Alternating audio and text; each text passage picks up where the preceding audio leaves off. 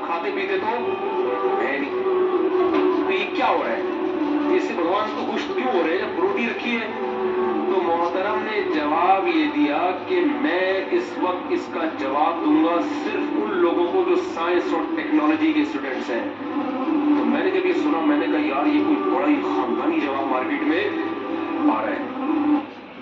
से जुड़ा हुआ अगला हमारा सवाल मुकदमे का वो हम आपके सामने रखें, उससे पहले अनिरुद्धाचार्य जी जवाब देना चाहेंगे मौलाना साहब?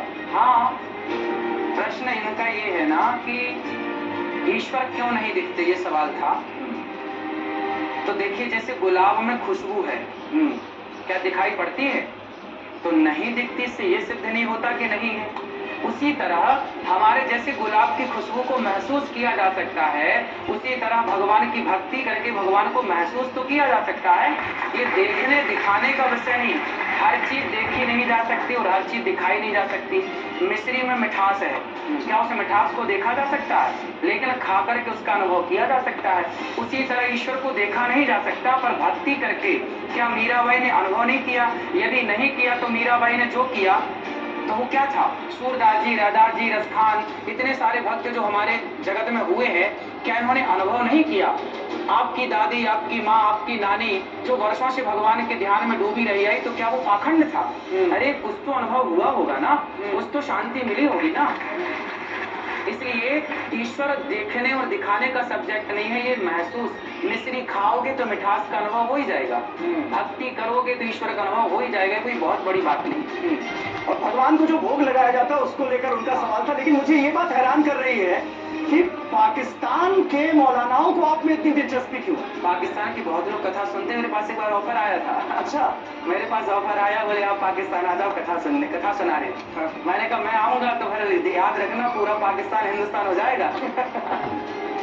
क्या बात है, इस बात पे तालियां होंगी क्या?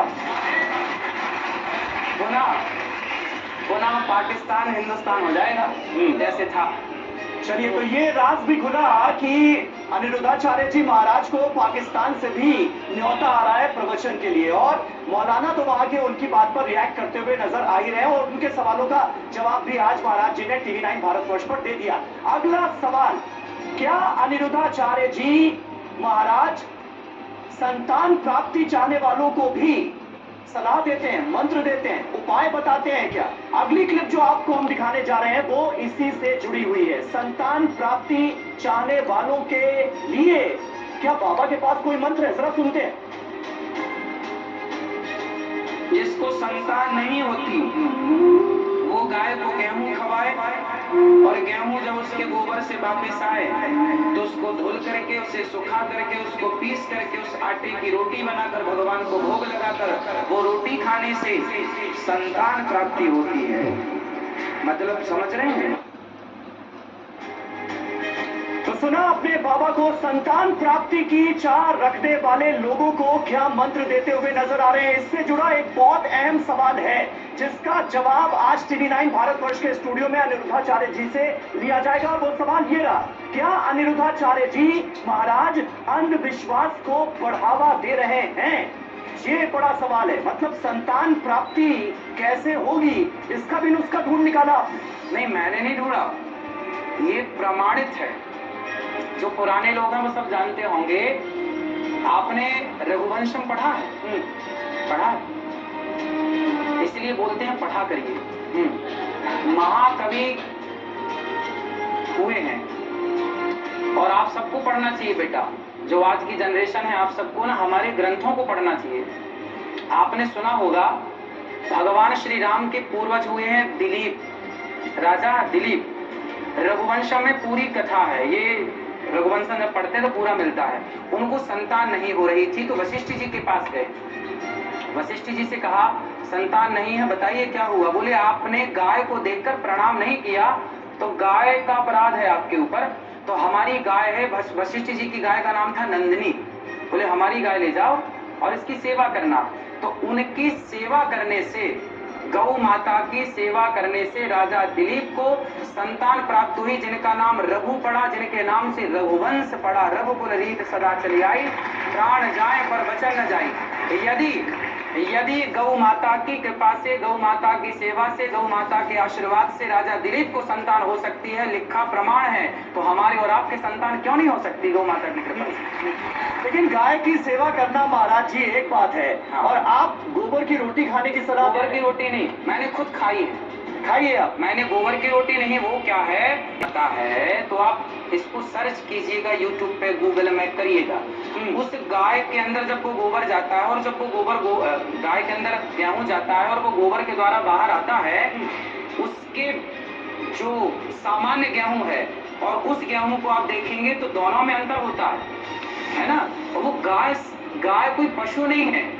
गाय इसलिए हम सनातनी लोग माता कहते हैं, गावो विश्वस्य मातरः। तो गाय को माता क्यों कहा जाता है? सामान्य जानवरों से कुछ विशेषता होगी तब तो गाय को माता कहा गया।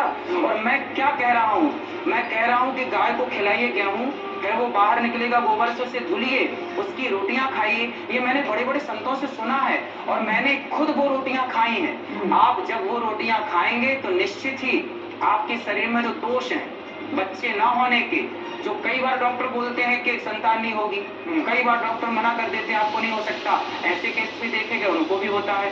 कई बार डॉक्टर बोलते हैं कि आप 1 घंटे बाद मर जाओगे या 1 महीने बाद मर जाओगे, इतनी आयु है, वो लोग सालों साल जिंदा रहते हैं। तो यानी इसका मतलब एक तरह से आप मेडिकल साइंस को चुनौती दे रहे हैं। भाई चुनौती हम नहीं दे रहे, हमारी गाय के गोबर का जो गेहूं है वो धुल के खाओ तो संतान की प्राप्ति हो जाए। ऐसा मैंने उदाहरण के लिए कहाँ लोग जाते हैं, कितने बड़े बड़े अस्पतालों में घूमते रहते हैं। आपने तो पूरी मेडिकल साइंस को चुनौती दे दी महाराज। चुनौती ही मानिए आप।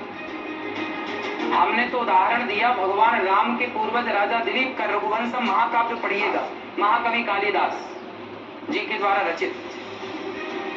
ठीक है, तर्कशास्त्री कुछ हमारे साथ मौजूद हैं और ये मुझे लगता है बहुत इंपॉर्टेंट सवाल है जिस पर आप लोग रिएक्ट करना चाहेंगे। आप क्या कहना चाहेंगे? गाय के गोबर का जो गेहूं है उसे धुलकर खाओ तो संतान की प्राप्ति होगी, क्या है आपके साथ?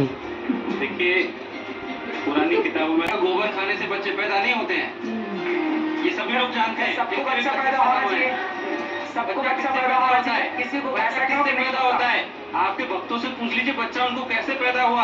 अच्छा ये बताइए, आपने कहा कि स्त्री पुरुष के मिलने से बच्चा पैदा होता है, तो सारे स्त्री पुरुष तो मिल रहे हैं फिर भी क्यों बच्चे पैदा होने की? इसलिए जनसंख्या बढ़ रही है, इसलिए जनसंख्या बढ़ रही है, इसलिए हम 150 करोड़ हो गए हैं। अरे भाई फिर ये केस क्यों है? वो गाय का गोबर खा के नहीं हुए हैं 150 करोड़। ठीक है, तो सवाल क्या है आपका? मेरा सवाल ये है कि मिथ्या बातों को छोड़िए और कुछ तार्किक बात कीजिए, समाज को तार्किक बात है, आप मानो ना मानो दीजिए बाबा। और आपने जिक्र किया कि जैसे इन ग्रंथों को आपने पढ़ा, कौन से धर्म ग्रंथ में ये लिखा है कि गाय का गोबर खाने से और गेहूं उसमें से निकाल के खाने से संतान की प्राप्ति होती है?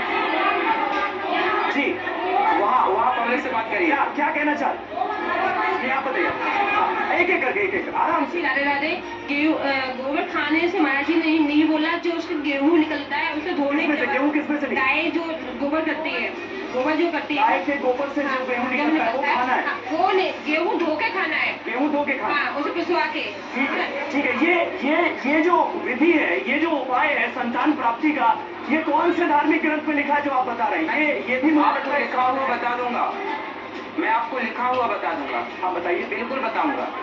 कौन से? आपने मेरे को पहले बताया होता तो मैं लिखी हुई प्रमाणित पुस्तकें लेके आ जाता। हाँ, आपने बताया नहीं ना पहले कि आपको ये पुस्तक लानी है, प्रमाण।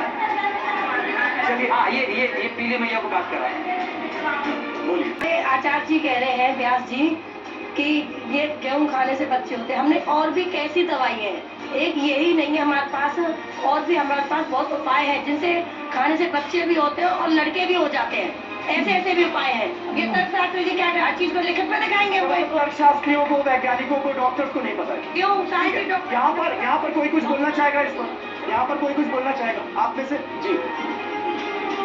मुझे बोला गोबर नहीं खाना, गोबर से निकला गेहूं खाना है। तो गोबर से निकला ही गेहूं क्यों खाना है? गेहूं तो हम रोटी में भी बना के खाते हैं। ये क्या बात है कि गोबर से निकला गेहूं खाना? ठीक है, ये क्या बात हुई कि गोबर से निकला हुआ गेहूं खाना है? बेटा पंचगव्य का नाम सुना है? पंचगव्य का नाम सुना है?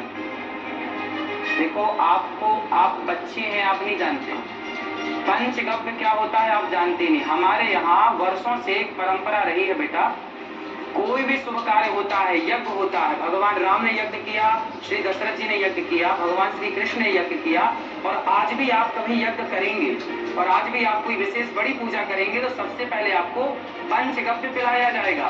पंचगव्य में 5 चीजें होती हैं।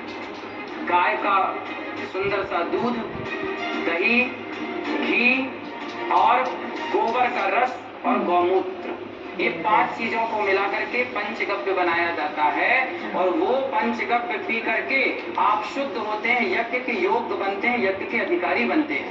अब आज की जनरेशन आप लोगों ने ये सब पढ़ लिया है, तो क्या अपनी भारतीय संस्कृति जो परंपरा वर्षों से चली आई है, क्या उससे आप आज की शिक्षा से नकार देंगे कि नहीं जी ये सब गलत है? हमारी संस्कृति, हमारे शास्त्र, और मैं जिन शास्त्रों का बेटा जिक्र करता हूँ ना, वो शास्त्र बिल्कुल साइंटिफिक है। मैं हर बात साइंस का मतलब बताऊं क्या? पहले सवाल जल्दी, क्या पूछ रहे हैं जल्दी? लग रहा है 200 साल पीछे, पता नहीं कितने साल चला गया हूँ। साइंस का पहले आप मतलब बताइए। देखिए, साइंस का मतलब मैं बता रहा हूँ जी। सारी दुनिया मानती थी आज से कुछ 100 वर्ष पहले कि पृथ्वी चपटी है। सारी दुनिया मानती थी कि पृथ्वी चपटी है। उस समय भारत के हमारे वेद पुराण कहते थे कि पृथ्वी गोल है। भागवत जी में आज भी सब्जेक्ट है भूगोल, जो पृथ्वी गोल है। तो हमारे यहाँ तो साइंस है ना बेटा। बेटा देखिए, साइंस का मतलब क्या होता है? मैं तो देख रहा हूँ आप मेरे से 15-20 साल छोटे होंगे। हाँ। पर मुझे लग रहा है मैं आपसे पता नहीं 200 साल आगे हूँ। आप मुझे बड़ी छोटी सी, आप एक सुन लीजिए। हाँ। एक आदमी अपनी शादी में दूल्हा नाच सकता है, दुल्हन नहीं नाच सकती। ये मुझे समझ नहीं आया। दूल्हे की खुशी अलग है, दुल्हन की खुशी अलग है, ऐसा क्यों? दूसरा आप कह रहे हैं, इन्होंने क्या बोला था अभी, वो के बच्चे IVF के जमाने में, सरोगेसी के जमाने में, और जहाँ पे अब आप देखिए चाइना, अमेरिका वगैरह कंट्री में जहाँ पे गाय की वो पूजा नहीं करते, इसका मतलब है वहाँ बच्चे नहीं होते। उनको अगर कोई मेडिकल इश्यू होता है तो उनको भी यही वाली चीज करनी पड़ती है। भारत की तुलना और तीसरा बहुत इंपॉर्टेंट, साइंस का मतलब क्या है? आप रेफर मत करिए, इसका प्रवचन नहीं, एक लाइन का आंसर दे। साइंस का मतलब क्या? तो मैं जवाब दे। साइंस, देखिए ये पूछ रहे हैं साइंस का मतलब क्या है। साइंस मतलब विज्ञान। विज्ञान क्या है? हमारे वेद ही विज्ञान है। हमारे वेद ही। आपने अपना सवाल पूछ लिया, उन्होंने जवाब दे दिया। जी हाँ, एक मिनट माइक। जो साइंस ये होता, सुन लीजिए, जो प्रक्रिया 99.99% टाइम सक्सेसफुल होती है, उसको साइंस कहते हैं। सिंपल सी। क्यों? हमारे वेद प्रमाणित नहीं है। Repeatedly successful. अगर जो चीज 40, 50, 60% होती है उसको साइंस नहीं क्या कहते। वेद को आप प्रमाण नहीं मानते? अरे वेद, आप वेदों पे क्यों जा रहे हैं? वेद ही विज्ञान है। आप विज्ञान कहाँ से आया? आप बात कर रहे हैं बच्चों की, आप कह रहे हैं बच्चों को गाय का ये दो तो बच्चे पैदा हो जाएंगे। ये अगर 99.99% अगर ऐसा होगा तो साइंस है। इसका आपके पास कोई डेटा है? यदि हाँ, आपके पास बताइए। सुनिए, यदि वेद, सुनिए, ऐसे नहीं जवाब जी। क्या है? यदि वेद विज्ञान नहीं है तो नक्षत्र, तारा और ग्रह को विज्ञान आज जान रहा है। हमारे ऋषि मुनि पहले से बता रहे, नवग्रह की पूजा होती आ रही है। ये बताएंगे कि विज्ञान क्या है? अरे वेद ही विज्ञान है। जो वेद में है वही विज्ञान है। क्यों? हम तो वैदिक है ना, तो वेद में जाएंगे। आराम से बैठ जाइए। ठीक है, थोड़ा सा आगे बढ़ते हैं। अनिरुद्धाचार्य जी